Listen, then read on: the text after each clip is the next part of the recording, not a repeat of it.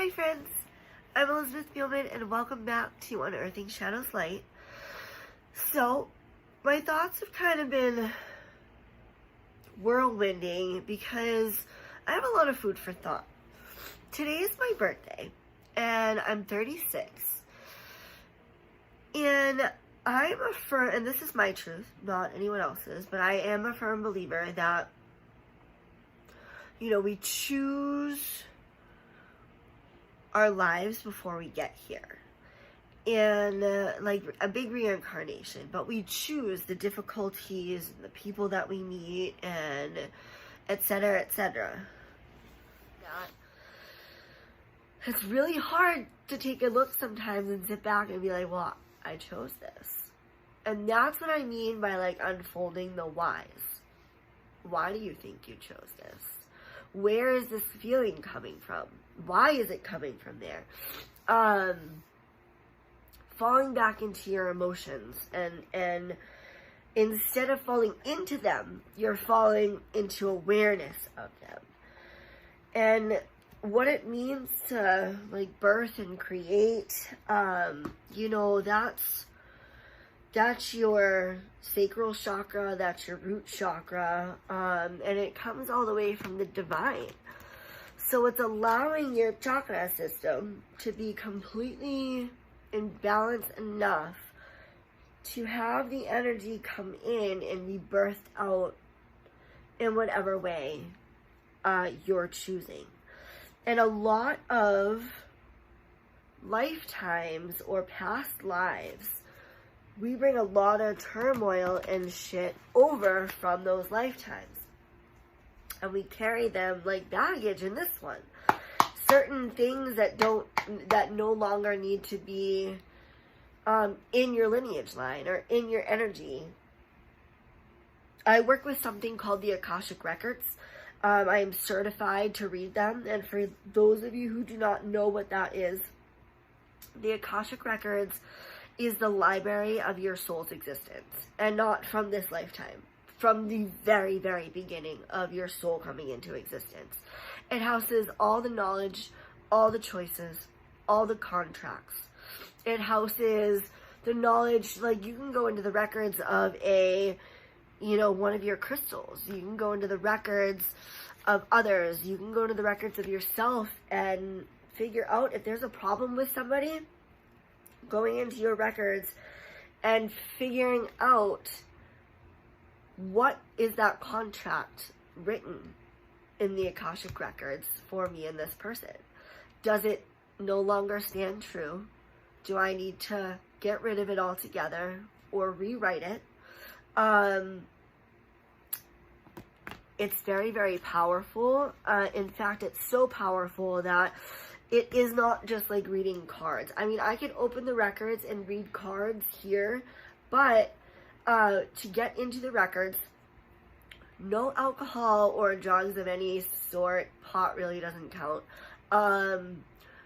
24 hours before entering the records, you have to state a prayer to get in. And I would need whoever's records I'm opening, I would need your permission. And I would need to state your name in the prayer 3 times. And then I would, normally what happens is I get a lot of things like through imagery. So I'll close my eyes and it will flatten. I'll just, like it's a trance-like state. I just rattle off what I see. It's so interesting because normally those readings that I do are about an hour long. And I'd be in there for an hour. When I come out, it feels like I've been only gone for like 10 minutes. So, highly therapeutic. You can actually feel the shift of energy. It's a really, really amazing practice to learn. I'd be happy to help anyone tap into their Akashic Records. After the first couple times, if you come to me and want me to do an Akashic Records reading, at some point, I'm going to teach you how to get into your own records. And then I will facilitate you walking through your records so you can get what it feels like to be in the records on your own, in your own existence, and your own time with me as your guide. So to heal the past, to heal situations, But circling back to, like, that, it just triggered, like, a whole bunch of thought patterns on my birthday. And I just, you know, I have to remember to be here now. And that I'm grateful for so many things. And it just is very interesting. So when things kind of go astray or things are even good, I have to remember, like, I chose this. I chose this. So I don't know what the cards have to say for August 17th. But I am pulling, again, this is timeless, so yes, I'm doing this on the 17th, but if you find this, whenever you find this, you're meant to find this. Just going to pull a couple cards for the collective energies. What do we need to know? Oh, the cards I'm using are Caroline Miss archetype cards. They show the shadow attribute and the light attributes to each archetype. Just looking for a few cards, Spirit. There we go. Perfect. Bottom of the deck. Visionary. Capacity, the light attribute is capacity to envision what is not yet conceivable to others. Willingness to proclaim a vision about regard for personal gain. Shadow attributes. Selling insights to the highest bidder, compromising your vision to make it more acceptable. So they're talking about, like, if you're, like, I was just talking about seeing, you know, past lives and how that happens and how being able to access the Akashic records. Like, that's a visionary aspect in a sense. But the light attributes is proclaiming the vision, but not for personal gain. It's sharing the information. I mean, granted, there's always an even exchange of things, like, no doubt about that. But that's what keeps the cycle going in Earth. That's what's keeping experiences going. Us exchanging for experiences. So that was just the bottom of the deck. So the first card is Gambler. The light attribute is willing to follow intuition even when others doubt you.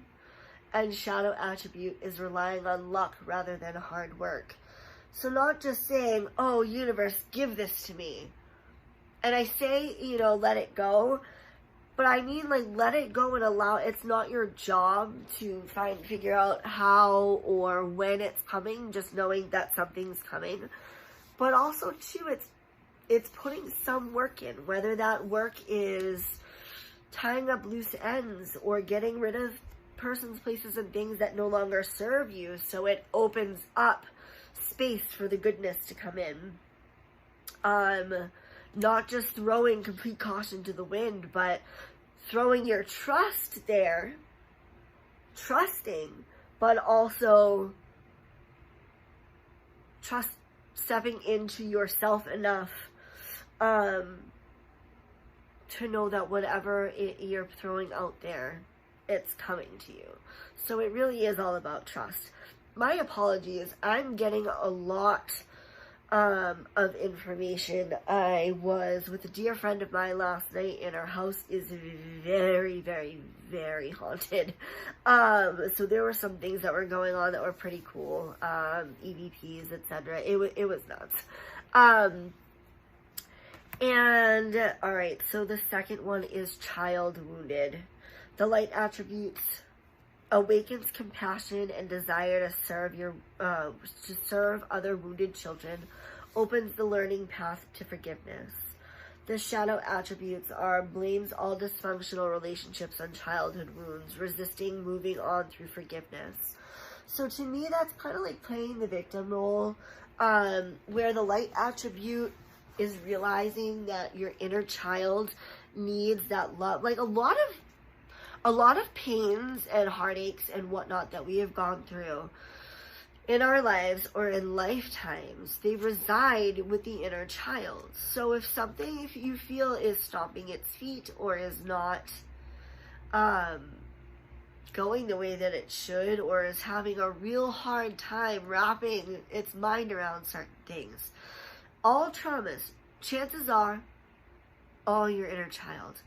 If your inner child wants to come out and play, you know, when you've been through wounded as a child, as I'm sure we all have to some degree, and no one's experience is better or worse than the others. We all feel things at a certain level, and that's where it's at, you know. So allow yourself to feel and understand where your inner child sits. But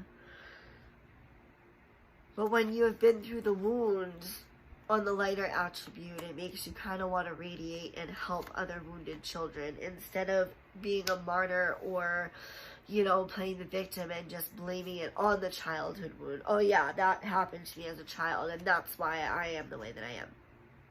What about, oh, that happened to me as a child, so it triggered events of me changing the things that I don't like of the way that I am. Does that make sense? Am I rambling too much? I may be rambling too much. My apologies. The last card is Slave. So the light attributes are surrendering to your power of choice to the divine with complete trust. I was just talking about trust, and I got tripped up in my mind and in my brain and speaking it because it was just so in the trust. Like, trust. One of my videos, I'm holding up a card, it says trust. Your shadow attribute for trust is giving your willpower to an external authority out of fear or making your own choices.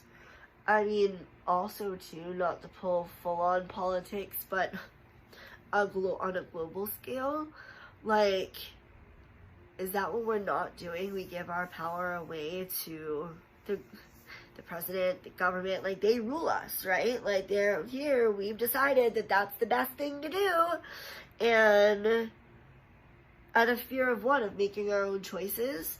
And now we want to make choices for ourselves, and our economy's going to shit, and, you know, things are just not adding up, and the skies outside look different. I don't know what the fuck's going on. I swear, I'm not crazy, but I am just crazy enough.